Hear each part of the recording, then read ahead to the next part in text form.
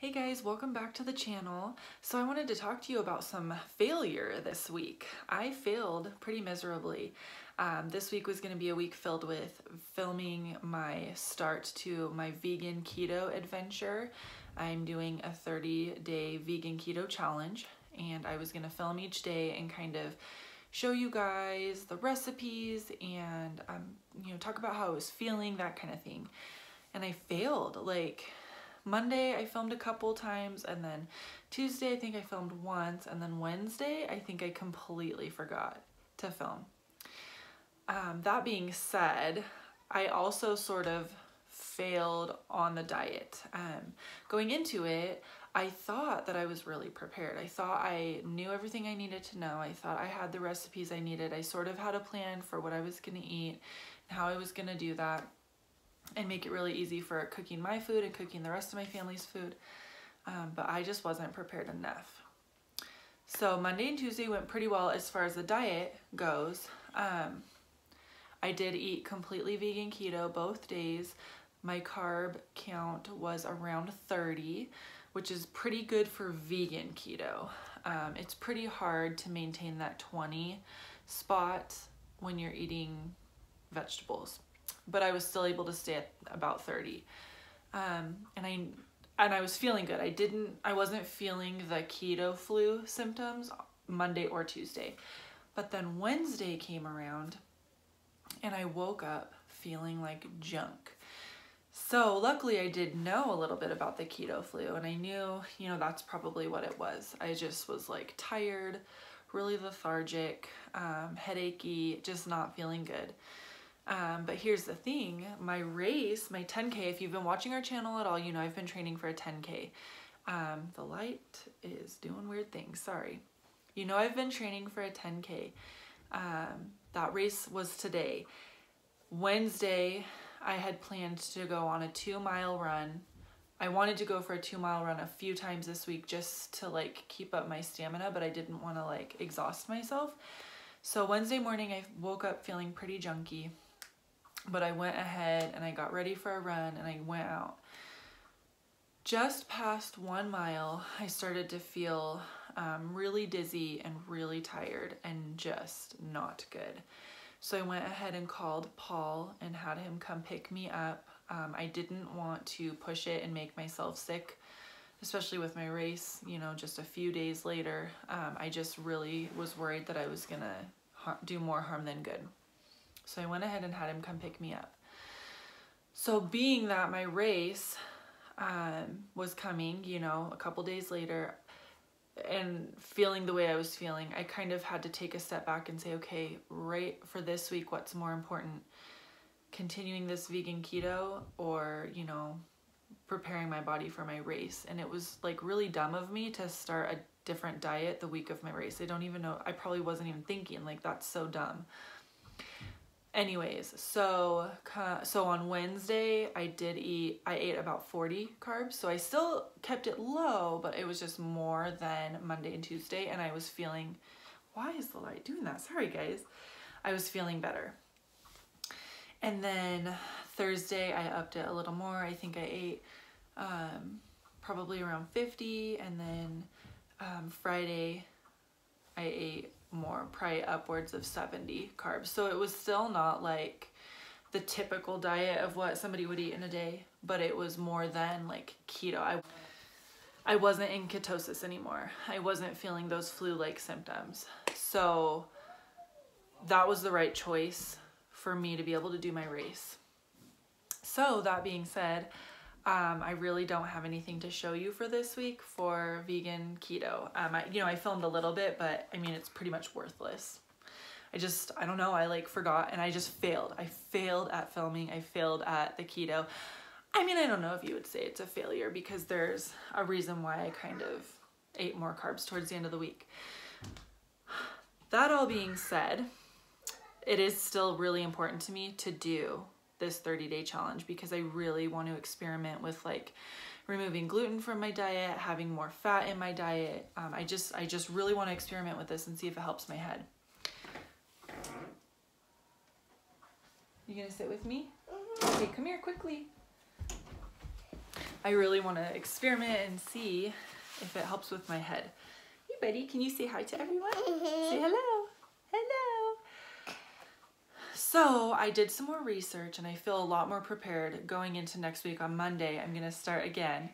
But this time I have an actual 4-week meal plan that I'm going to follow. And I'll link what that is below so you can look at it if you want to. But this person has planned breakfast, lunch, dinner, and snack for each day for 4 weeks, included the recipes and the shopping list. So really, like, if I fail this time, there's a problem. So I'm gonna start that on Monday. I'm really looking forward to it. I'm excited that I'm more prepared for it. Sorry for that. He slammed the door. I feel more prepared. I have, you know, a shopping list. I have meals, and I don't know why I'm saying he. It's a girl that wrote this meal plan. I keep saying he, even when I'm talking to Paul about it. It's a girl. She wrote out what, by the end of that day, what your calories, fat, protein, and carbs will be. So like everything is just like done for me. And after probably a week to 2 weeks, I'll probably get into a rhythm, and like the meal plan maybe wouldn't be as necessary, but I'm really excited to just feel more prepared going into it for next week. So that is the new plan. So I will hopefully, because I'm more prepared as far as the diet's concerned, I should then be able to be more consistent with filming and really show you guys what I'm making and eating, how I'm feeling, that kind of thing. I will also say that, especially because my race is now over, I will not be working out a whole lot next week. I want to be gentle with my body and allow my body to adjust. And especially since I was feeling the keto flu this week when I went into ketosis, I expect I'll experience that again. So I'm just gonna go ahead and let my body adjust that first week. And then on week 2, I'll incorporate workouts back into my rhythm. So that is my week failure keto vegan. My first week fail. Well, and more failure for filming, I guess, would be more what it was. Because I could have totally been filming and telling you guys about all this stuff, but I just failed. So all of that being said, today was my race, which is so exciting because like I said, if you've been watching our channel, or, you know, if you're a friend, you know I've been training for this 10K, and I've been just really pushing myself, and I've been nervous about it, and it's just been like a really exciting time. So this morning I got up at 4 a.m. and, you know, went to the race location, and I was still like really nervous, and I've never done anything like this, so I didn't really know what to expect. Loaded up on the bus, and we take off, right? So everybody's loaded, well, the first group is loaded on the bus, and we're going. And after a while, I start thinking, we're driving really far. I feel like this is too far. Something is not right here. We finally get to where the bus stops and everybody's unloading, and I ask, what race is this? What drop off are we at? And it ended up that we were at the half marathon point. The bus driver had forgotten to stop at the 10K point. So I was like, oh my gosh, I'm not running a half marathon. I have not trained for that. So they, you know, it was me and one other gentleman. We got into somebody's truck and they drove us back down to the 10K location, and everything was fine because we had like an hour before the race started. You know, and then race time came. We did the cha-cha slide as a warm-up. That was pretty fun. And then we started, and it took every ounce of stamina and strength and endurance that I had to get through this race. I'm so thankful that I went ahead and ate more carbs, because I wouldn't probably have made it without eating higher carb, since my body hadn't adjusted yet. But so, you know, I get past mile 1 and I was doing pretty well. I don't run real fast. Typically my average is 10.5 minutes for my mile. You know, so I got past that mile 1, and then I was like pep talking myself, okay, only 5 more, only 5 more. And then, you know, the second mile hit, and at that second mile point, I could feel my body like just losing stamina. But this was so important to me, and I basically just told myself, get out of your head. we are finishing this race and we are running the whole thing. We are not walking. So finally, you know, I'm like pep talking myself. We get to mile 3. I'm like, okay, halfway. And as each mile passed, okay, only, you know, only 3 more, only 2 more, only 1 more. And that last mile, I thought my legs were going to give out. That was definitely the hardest mile, just because, you know, the end is like so soon, but it just doesn't seem soon enough. You know, and then I crossed that finish line and Paul and the kids were watching, and it was just really incredible. It was an incredible experience for me to beat my fears, to beat my disbelief in myself, to gain courage, to beat the limiting belief that I could never be a runner. These are all things, you know, that I've always said, I will never, there's no way, I can't run. I'm not a runner. But I proved myself wrong today, and it was just like such an amazing moment to cross that finish line. But there's more. So I'm like totally blown away that I just crossed that finish line, and I did it in 106 minutes and 57 seconds, so 107 minutes. And you know, so they had food and stuff. I was eating watermelon like a crazy person, drinking water, and we were getting the kids registered for the kids run, and then it came time for the award ceremony, and I for sure did not think that I would win, you know, or place, I guess is what they call it, place and get like a medal thing or whatever. So we went ahead and went in there though, and they did the female, what's the word? The females first. I can't think of what the word was. Female division first. And then they do it by age group. And they got to my age group, and I think it was like 30 to 34-year-olds. And I placed second. I have my little medal here to show you, if you can see. Second place in my first race ever. So you can imagine that, like all those feelings already, that I was just like the fear and the just the limiting beliefs, really. I mean, that's the best way to put it. It was just like, oh my gosh, did they really just say my name? I just placed second. Like, that blows my mind. And then within the whole 10K, there were 59 runners, I think, and I placed 27 as far as the whole group, which, like, I'm okay with that, like being right in the middle. I felt really good about that, and I did not think I was going to place within the divisions.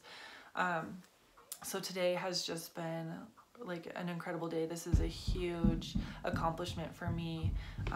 The training was incredibly hard. The race was incredibly hard, but I pushed myself and I proved to myself that I could do it. And I'm just so proud of myself. And then on top of that, our kids did the fun run, and our 2 older ones, Kaylee and Ivan, just did it. They just booked it a mile. They just did it. The younger ones did a half mile, and they all got little medals, and it's fun. But it's just been an incredible, so, you know, I'm coming off a week of sort of failure and ending it with this incredible accomplishment. And I just wanted to share that with you guys. And I wanted to say that if you are somebody who looks at working out, cardio, just being active, being, you know, sports, running, I don't know, anything that falls under like working out, cardio type, whatever. If you are somebody that says, I could never, I am proof that you can. Absolutely, I am proof that you can, because I was that person, and I had health issues that held me back. I had limiting beliefs that held me back, and I did it. So you can too. Get out of your head, set a goal, commit, make a promise to yourself, give yourself a time frame, pay for a race. That's why I paid for the race months ago. Before I even knew I could run, I paid for it because I knew that would push me to do it. Whatever you have to do, get up and do something. You know, and I'm not talking to people that have like life circumstances going on right now, or like serious body or health conditions that you can't get out and work out and do. I'm not talking to you. You have a reason, you know, that to me makes sense.